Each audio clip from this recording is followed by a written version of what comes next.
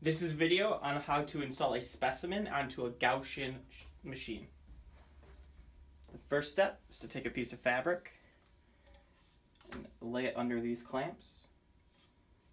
This one first is easier because then you're going to have to pull it taut right there so it sits flat on the table. That's important.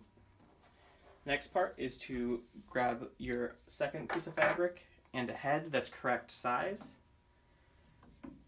You lay the fabric on the hammer, lay this over it,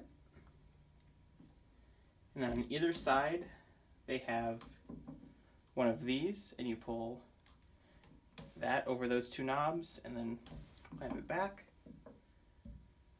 and that's all there is to it.